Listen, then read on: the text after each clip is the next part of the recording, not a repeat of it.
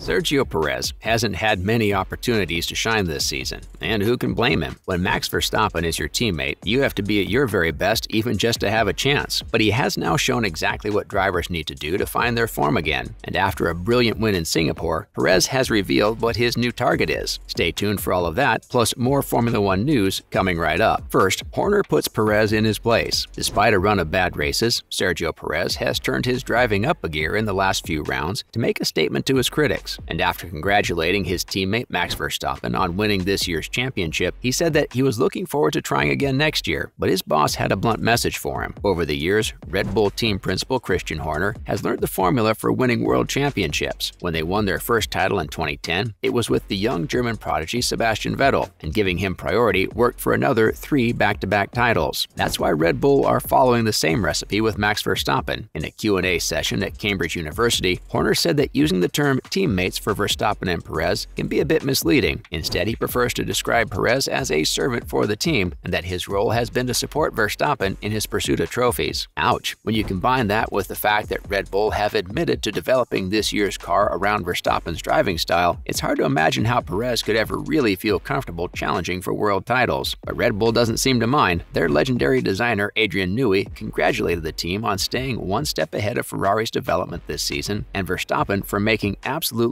no mistakes. If the aim of the game is to win titles, then Red Bull is doing everything right. But there may be some issues with team harmony if they don't help Sergio Perez find his mojo again. Next, Perez furious in Suzuka. There are not many things that get Checo's blood boiling. He's been driving in Formula One for more than a decade and has seen just about everything, but he couldn't hide his anger at the Japanese Grand Prix, where he saw the lowest thing he had experienced in years. Japan always seems to bring out the rainy weather. Suzuka was returned to the calendar this year with a bang, but maybe it was more of a fizzle. After a torrential downpour for hours, the race was red flagged, and it didn't get much better from there. Drivers only got to 28 of the 52 laps. For any driver, that's frustrating, but it was how the marshals handled an accident that had Checo fuming. After Carlos Sainz aquaplaned into the barriers in the first lap, a tractor was sent out to retrieve the Ferrari. The only problem was that there were still other cars driving around the circuit. Longtime F1 fans will remember the tragic death of Jules Bianchi in 2014 at the very same circuit, and he died by crashing into a tractor doing exactly the same thing. Speaking about the hazard, Perez said, "It should just never happen, and I really hope that this is the last time." Perez has shown over the years that he is committed to driver safety and can be a positive force in the sport. That's why he's respected in the paddock. But does he get the same respect in the media? Perez has been under a lot of scrutiny this year, but Perez thinks that he's targeted a little unfairly by the media. So what's his theory about why he's a headline magnet? After working his way up in the sport through Sauber, McLaren, and Racing Point, his skills were finally recognized with a promotion to a championship-winning car last year. The only problem was that he was paired with Max Verstappen, possibly one of the greatest drivers Formula One has ever seen. And if he didn't want to head down the same path of an early exit like Pierre Gasly or Alex Albon, he would have to prove his worth. And he didn't do too badly at all. After a slow start, he claimed a win in Azerbaijan, followed by a podium in France. 3 more podiums in the second half of the year were his next best results, but his ability to hold up Max Verstappen's rival Lewis Hamilton is what Red Bull were most happy with. The two had an intense wheel-to-wheel fight at the Turkish Grand Prix, and famously, Perez helped Verstappen close the gap to Hamilton at the Abu Dhabi Grand Prix. Perez has helped in a similar supportive role this season, which is why he thinks that he deserves more credit, and he has a theory about why his failures are emphasized more than other drivers. In an interview with The Race, Perez said, "Sometimes with the Latin drivers, you can hear a bit more criticism. I felt that way throughout my career, but has he done enough to earn praise from the media?" Up next, how did Perez help Verstappen over the line in Japan, and how much of an advantage did Red Bull's overspending give the team last year? So don't go anywhere. Perez secured the championship for Verstappen. Behind every great driver, there's a great teammate. Whether it's Rubens Barrichello for Michael Schumacher, Valtteri Bottas for Lewis Hamilton, or now Sergio Perez for Max Verstappen, it's easy to forget the names of the number 2 drivers. But over 2 seasons, Perez has proven he can help tip the scales in favor of his superstar partner and serve as a team player for years to come. Max Verstappen may have been miles ahead of Charles Leclerc coming into the 18th round of the Japanese Grand Prix, but his title still wasn't official. Well, Checo made sure of that. As usual, Verstappen was out ahead in the lead at a rainy Suzuka circuit. However, it was Perez who ended up securing the championship for Verstappen. After a safety car restart, Leclerc dropped back from the lead and was faced with a charging Perez as his tires wore thin. That was all it took for the Mexican to start piling on the pressure, and boy did it pay off. On the final chicane of the very last lap, Leclerc made a mistake and was forced to go into the runoff area. That meant that even though he crossed the line before Perez, the stewards handed him a 5-second penalty, relegating him to third place. With that, the championship winner was confirmed as Max Verstappen, who looked just as confused as the rest of us when he heard the news in the cool-down room. Still, it's never a bad time to hear that you've just won a second world championship. Next, Red Bull guilty of overspending. The 2021 season was one of the most closely contested seasons in Formula One history. That's why all of the team principals were eager to learn the conclusions of the FIA's investigation into possible overspending. Early leaks suggested that it was Red Bull on the firing line, and that proved to be right. While the official figures haven't been reported, the FIA confirmed that Red Bull had committed a minor breach of the financial regulations since they overspent by less than 5% of the budget cap. To nobody's surprise, Mercedes and Ferrari have had the most to say about it. Toto Wolff and Lewis Hamilton have claimed that even just a few $100,000 could have swung the championship in a different direction last year. Meanwhile, Ferrari's Matteo Binotto has said that last year's development was fundamental to forming the building blocks for this year's season. So what's the right penalty for Red Bull? It looks like it's going to be a financial penalty, but rivals want more. The FIA are going to have to come up with strict ways of policing and enforcing the regulations so that it doesn't become a regular occurrence. Next, Perez finds his stride again. The Singapore Grand Prix was a big turning point for Sergio Perez. Unlike Verstappen, who missed out on winning the title underneath the Singapore fireworks, Perez had a great weekend. A huge qualifying error left Max Verstappen starting from P8 when Red Bull didn't put enough fuel in his tank. It sounds like a pretty elementary mistake, which is why Verstappen was furious over the team radio. Things could hardly have gone better for Perez though. He started in P2 and quickly overtook Charles Leclerc at the start to hold the lead for most of the race. After a couple of safety car restarts, Perez was still hanging on to the lead, which was no easy task. Charles Leclerc threw just about everything he had at the Red Bull driver, but the Minister of Defense was in fine form, finding the perfect angles to shut out the Ferrari. His defensive tactics led to 2 separate investigations, but after all was said and done, Perez kept the race win, finishing just 2.5 seconds ahead of Leclerc. And maybe more importantly than a race win, Perez performed much better than Verstappen, who had a tough time fighting in the midfield. Perez barely made a mistake in changing weather conditions and managed his tire temperatures to perfection, and the performance didn't go unnoticed. Christian Horner said that it was possibly the best driving of Checo's career. Now he just has to carry that momentum with him through to next year. Do you think that Checo has what it takes to win a world championship, or will he have to wait for Verstappen to leave the team? Let us know in the comments below. Make sure to give this video a thumbs up and subscribe to our channel for more videos like this. Thanks for watching, and we'll see you again in the next one.